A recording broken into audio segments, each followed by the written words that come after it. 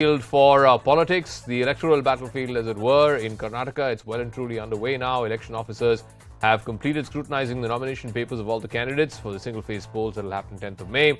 But the question is, who is going to have the edge in what is a very, very hotly contested state election?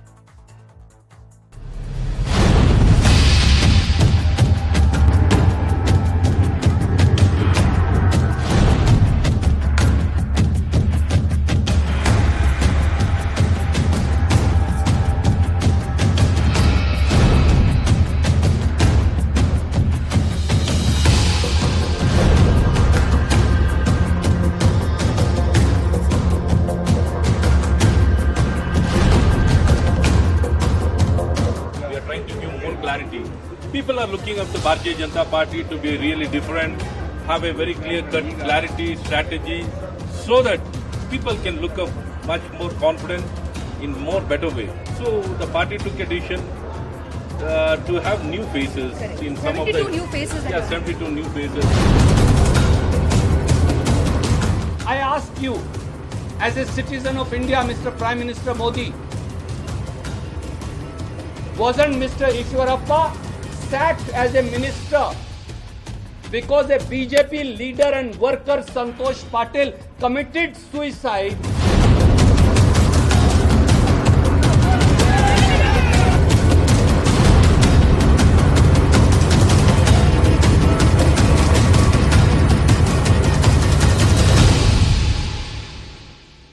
All right, so after being denied a ticket to contest the Karnataka Assembly elections that are coming up soon, former Minister K.S. Ishwarappa, who had recently announced his political retirement, got a call from Prime Minister Narendra Modi today. Prime Minister Modi thanked Ishwarappa for accepting the party's decision and praised his loyalty. Ishwarappa is a five-time MLA from Shivamogga and one of the most prominent Kuruba leaders that the BJP has. Ishwarappa wanted to run for a sixth term, but he was dropped from the BJP's list of candidates.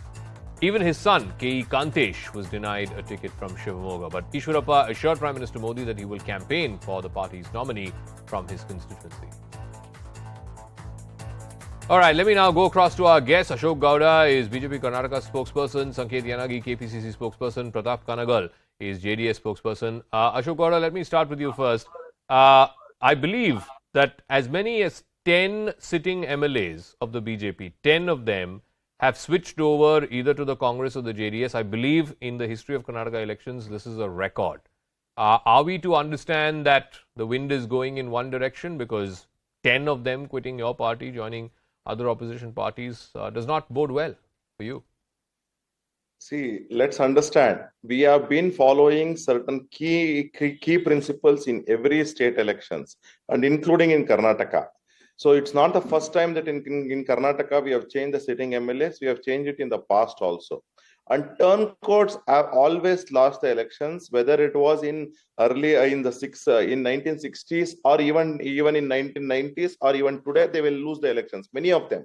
In fact, our principle is very simple. We believe in Karyakartas working for the party and working for the ideology. And we have 99.9% of the Karyakartas who are dedicated to the philosophy and the principles of the party.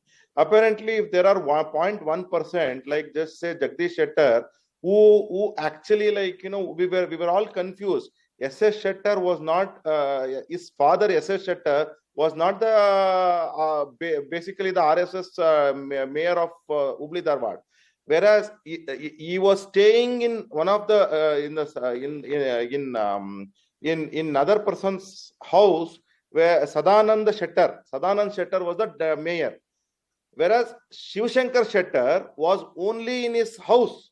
So this kind of a people can turn out to be the turncoats, but we are not. But Mr. Gowda, whichever way you try to spin it, fact is a former chief minister from your party has quit after being associated with your party for 40 plus years. Has quit because he's not got a ticket, and he, as he said in his press conference, not just not getting the ticket, but also not got an explanation for why he was not given the ticket, and joined the exact opposite party. Surely something calls for introspection there. He should introspect for himself. When he voted for Article 370, when he voted for Ram Janmabhoomi, when he voted for anti-conversion bill in the Karnataka Assembly and cow slaughter bill. So these are the principles what Jagdish Shettar should answer to himself, and whether he will agree for the Congress the way it had split Lingayat and Veerashaivas. Whether Okay. he will agree in Karnataka assembly when he himself had voted, how will his Okay, so let me ask whatever we Sanket call it as, Yanagi of the Congress to respond to that. Here is a man, I don't want to make this Jagdish Shettar specific, but whether it is Laxman Savadi, whether it is Jagdish Shettar, MP Kumar Swamy, a whole bunch of BJP folks have resigned and joined the Congress, or some of them have joined the JDS as well. I mean, these are people who believe in things like the Ram Mandir, the Uniform Civil Code. Those are not ideologies of your party. So are we to believe in Karnataka there are no ideologies? Haryana used to be the fiefdom of Aya Ram, Gaya Ram. Now it seems like Karnataka is the new Aya Ram, Gaya Ram.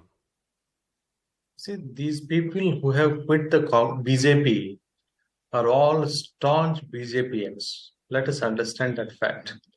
They all fought for the BJP. They developed BJP. They have seen the growth of the BJP in the southern India. They are not someone who has come in the mid of the way. Having seen that, if the people of that stature think that there is no atmosphere in the party which is said to be democratical, or there is a suffocation in the party, there is no democratic principles left in the party, either for the democracy, the internal democracy, or we can talk about the democracy of the country. If the people are coming out of the party, irrespective of the religion, whether it is Lingayat, Vakkaliga, or be it any religion, the moment they are coming out of the party, that is a warning signal for a party to think and rethink about its future and its strategies and its conduct. If the party thinks that those people are not wise enough, or those people are not worthy enough, or those people have not contributed, having attained the seat of a chief minister, then why did you make a person who is unworthy according to you as a chief minister? No. The same can be asked. The same can be asked, Sanket Yenagi, of your party. You yourself said these guys have been BJPians. These guys have been BJPians for their life. Why are you then taking them into your party? Does your party not have enough karyakartas to give tickets to? Does your party not have an ideology that you believe in? Jaka, you raised a very valid question. Let me answer that question in a valid way. Firstly, those who believe in the constitutional principles and the principles of the Congress as one and the same, they are always welcome, irrespective of the political party's affiliation or political party's membership.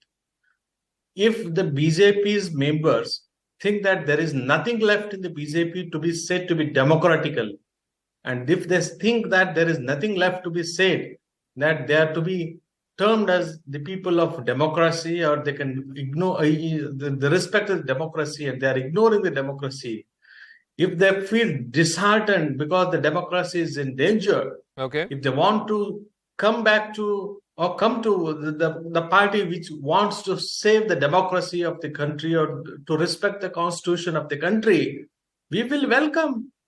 And so let me ask Pratap only Kanagal. consider one aspect. So Sanket Yenagi is saying that if they believe in basic democracy and one second. Let me also point